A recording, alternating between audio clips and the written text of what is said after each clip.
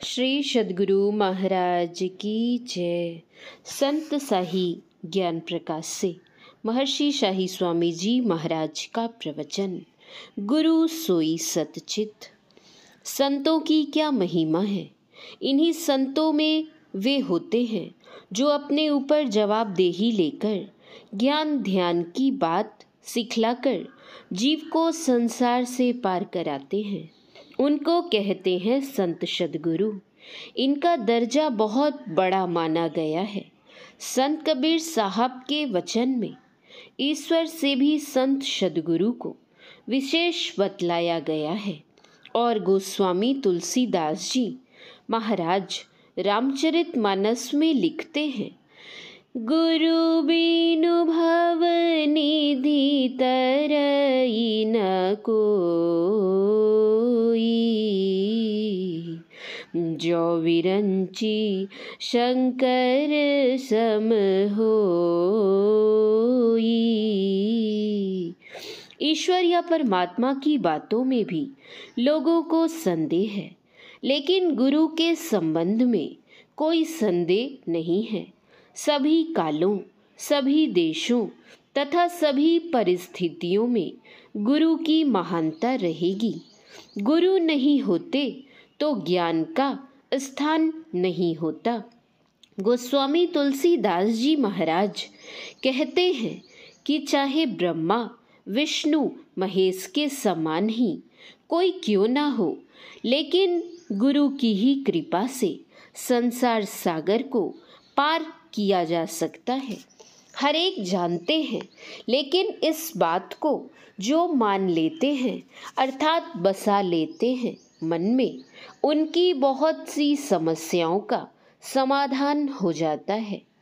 आप किसी नदी किनारे चले जाइए, नाव मिल जाए, लेकिन नाविक यदि कुशल नहीं है तो आपके पार होने में संदेह है। और कुशल नाविक यदि मिल गया तब धारा कितनी भी विकराल हो, पार होने में विलंब नहीं होगा। नाव मिली केवट नहीं, कैसे उतरे पार। कुशल नाविक तो होना ही चाहिए। संत सद्गुरु जो होते हैं वे लोगों को गढ़ते हैं। पत्थर है पड़ा हुआ रास्ते पर, ठोकर खा रहा है, लोग उस पर मलमूत्र का विसर्जन भी कर देते हैं, लेकिन वही जब किसी कलाकार के हाथ में पड़ जाता है तब वह उसे गढ़कर सुंदर रूप प्रदान कर देता है और वह दर्शनीय हो जाता है। उसको ले जाकर किसी मंदिर में स्थापित करते हैं, प्राण प्रतिष्ठा करते हैं और उसकी पूजा करते हैं, फूल चढ़ाते हैं, माला चढ़ाते हैं, जय जयकार करते हैं, अपने कल्याण की उससे कामना करते हैं। उसी तरह से संत सद्गुरु की शरण में जो चले जाते हैं, संत सद्गुरु उनको गढ़ते हैं, गढ़कर उसे दर्शनीय बना देते हैं, पूजनीय बना देते हैं, उसको फूल चढ़ाते हैं, माला चढ़ाते हैं, जय जयकार करते हैं। उसका तो भला होता ही है, उसके साथ कितनों का भला होता है, कहा नहीं जा सकता। जिस तरह से किसी को फांसी की सजा हो गई, कोई योग्य वकील उसे अपनी दलीलों से फांसी के फंदे से छुड़ा लेता है, उसको मेहनताना तो दे ही देता है, लेकिन उसका यश सुनाता है और लोगों को संत सद्गुरु लोग आवागमन की फांसी से छुड़ाने वाले होते हैं। कहने का तात्पर्य है कि उनकी बहुत बड़ी महिमा है।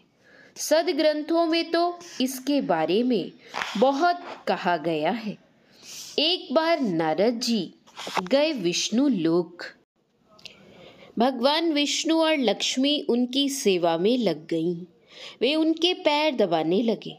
कहा कि आप गुरु लोक से आए हैं, आपने गुरु किया होगा, इसलिए आपकी महिमा है। कहा नहीं, मैंने गुरु नहीं किया है। कहा, गुरु नहीं किया है? यहाँ निगुरे के लिए स्थान नहीं है। बहुत अनुनय विनय की। कहा, जाओ पहले गुरु धारण करो तब आना। पूछा, किसको? कहा, जो पहले मिल जाए। जागकर रात बिताई और सवेरे चल पड़े गुरु की खोज में। एक मिल गए, जाकर पैर पकड़ लेते हैं और कहते हैं कि आप मुझे शिष्य के रूप में स्वीकार कीजिए। कहा, कोई हर्ज नहीं, मुझे तो ऐसा आदेश है। तो उन्होंने दीक्षा दे दी। दीक्षा लेकर फिर गए बैकुंठ लोक। विष्णु भगवान ने कहा, आज बहुत प्रसन्न मालूम पड़ते हैं, लगता है आप गुरु करके आए हैं। कहा, गुरु कर लिया है। पूछा, किसको किया? कहा, थोड़ी गलती हो गई। कहा, गुरु में गलती? आपने गुरु का अपमान किया है। आपको 84 का चक्कर लगाना पड़ेगा। बहुत रोए गिड़गिड़ाए। कहा, नहीं, गुरु का अपमान यह नहीं सहा जा सकता है। कोई भगवान शंकर की उपासना कर रहे थे। गुरु आ गए, उन्होंने उनका सम्मान नहीं किया। एक बार हर मंदर जपत रहे यूं शिव नाम। गुरु आयऊ अभिमान ते, उठी नहीं किन प्रणाम। सो दयाल नहीं कहे कछु, उर न रोस लवलेश। अति अघ गुरु अपमानता, सही नहीं सके महेश। वे तो संत थे, उनको क्या? प्रणाम करो नहीं करो, वे मान अपमान से छूटे हुए होते हैं। भगवान शंकर को बर्दाश्त नहीं हुआ, उन्होंने शाप दे दिया। तूने गुरु को प्रणाम तक नहीं किया, जा तू अजगर हो जा। गुरु ने जैसे ही यह सुना तो कहा, यह क्या कर दिया, क्षमा कीजिए। बहुत कहने पर कहा, अच्छा 84 का चक्कर तो लगाना ही है, लेकिन मरने जन्मने का कष्ट नहीं होगा। हाँ, मैं नारद बाबा के संबंध में कह रहा था। भगवान विष्णु ने कहा, गुरु का अपमान किया तो 84 का चक्कर लगाना पड़ेगा। बहुत रोए गिड़गिड़ाए। कहा, वही गुरु उपाय करेंगे, मेरे पास कोई उपाय नहीं है। फिर जाते हैं गुरु के पास, पैर पकड़ते हैं, कहते हैं, मुझसे भारी गलती हो गई, क्षमा कीजिए। वह क्या? मुंह से निकल गया कि मछुआ गुरु कर लिया। अच्छा कोई बात नहीं, जाइए, कहिएगा कि मुझे चक्कर तो लगाना ही है। 84 होती है कैसी? जरा नक्शा बना दीजिए धरती पर। जब नक्शा बना दे तो उसी पर लौटने लगना। पूछे कि क्या करते हो तो कहना कि यह 84 और वह 84 दोनों तो आपकी ही बनाई हुई है। 84 का चक्कर लगा रहा हूँ। वह वैसा ही करने लगे। पूछने पर बताया कि यह 84 आपकी ही है, मैं उसी का चक्कर लगा रहा हूँ। कहा कि देखो गुरु का नुस्खा कैसा होता है। नुस्खा बताते हैं कौन? गुरु। कहने का तात्पर्य कि गुरु के प्रति सच्ची निष्ठा और समर्पण भाव होना चाहिए। गुरु बिनु भव निधि तरई न कोई, जो विरंची संकर शम होई। बिल्कुल दुरुस्त बात है। कोई वेश से गुरु नहीं होता है, क्रिया से गुरु होता है, कर्म से गुरु होता है। आज कौन सा दिन है? गुरुवार है। गुरुवार कैसे हुआ? अगर बुधवार नहीं होता तो गुरुवार होता। पहले बुधवार हुआ तब गुरुवार हुआ। बुधवार कब हुआ? पहले मंगलवार हुआ तब ना। मंगल कब हुआ? जब सोम हुआ तब। सोम कब हुआ? जब रवि हुआ। मतलब जब तक आपके अंदर रवि अर्थात ब्रह्म प्रकाश नहीं होगा तब तक आपको सोम अमृत सार शब्द नहीं मिलेगा, तब तक मंगल नहीं होगा। आप अमंगल में ही रहेंगे, चाहे लोगों की नज़र में कुछ भी रहे। जब आपका मंगल होगा तब आप में बुद्धत्व आ जाएगा और तब आप गुरु बनेंगे। ऐसे गुरु नहीं हुआ जाता। लेकिन थर्मामीटर जब लगाइएगा तब पता चलेगा कि कितनी गहराई में कौन पहुंचा है। रवि कब हुआ? जब शनि हुआ। शनैश्चर शनै का मतलब शनै शनै। सद्गुरु के द्वारा बतलाए हुए साधन को बिना उबे हुए शनै शनै नित्य नियमित रूप से करेंगे तो आपके अंदर ब्रह्म ज्योति हो जाएगी। लेकिन करेंगे कैसे? पहले शुक्र अर्थात ब्रह्मचर्य का पालन करना होगा। ब्रह्मचर्य में अगर ढीले रहेंगे तब नहीं होगा। और संत सद्गुरु के बतलाए गए ढंग से बिना उबे साधना करनी होगी। ऐसा नहीं कि 5 वर्ष हो गए, 10 वर्ष हो गए, कुछ सूझता ही नहीं।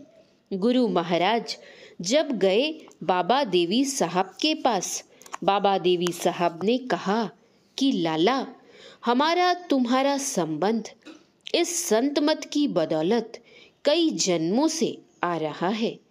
कई जन्मों से आते हुए संबंध ने इस जन्म में संतत्व को प्राप्त कराया। कहने का तात्पर्य है गुरु कैसे होते हैं।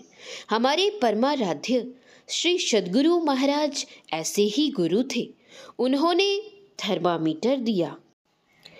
मुक्ति मार्ग जानते साधन करते नित, साधन करते नित सत्य चित जग में रहते, दिन दिन अधिक विराग प्रेम सत्संग सो करते, दृढ़ ज्ञान समुझाए बोध दे कुबुद्धि को हरते, संशय दूर बहाए संत मत स्थिर करते, मैं ही ये गुण धर जोई गुरु सोई सतचित, मुक्ति मार्ग जानते साधन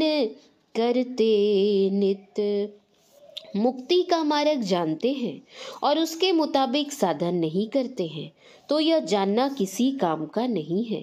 अगर आचरण करते हैं तो कैसे मालूम होगा। संसार में पंच पापों खट विकारों से बचकर रहते हैं।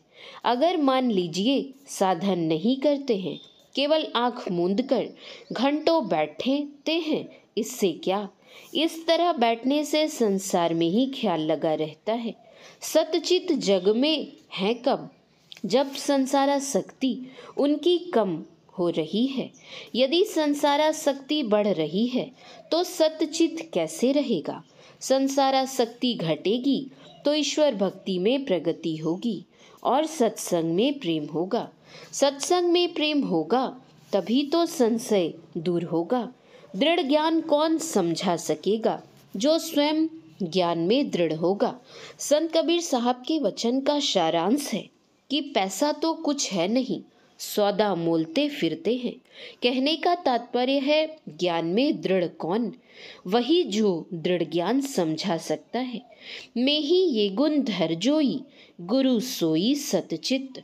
जो ऐसे गुणों को धारण किए हुए हैं वे हैं गुरु। ऐसे ही गुरु को धारण करना है।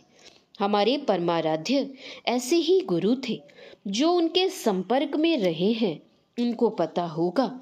तो ऐसे जो गुरु होते हैं वे कभी रहते हैं, कभी नहीं रहते हैं, ऐसी बात नहीं। सिकलीगढ़ धरहरा में मास ध्यान साधना चल रही थी। भागलपुर के भागवत जायसवाल ने पूछा, जब हुजूर नहीं रहेंगे तब हम लोग कैसे रहेंगे? गुरु महाराज बोले कि क्या गुरु नहीं रहता है? संसारी लोग जो होते हैं, जब उनका शरीर छूटता है तो जिस तरह का कर्म होता है उस तरह की योनि में चले जाते हैं। और ऊंचे दर्जे के जो संत महात्मा होते हैं, उनका जब शरीर छूटता है तो वे जहाँ रहते हैं वहीं परमात्मा में मिलकर परमात्म स्वरूपी हो जाते हैं, कहीं जाते आते नहीं हैं। श्री सद्गुरु महाराज की जय।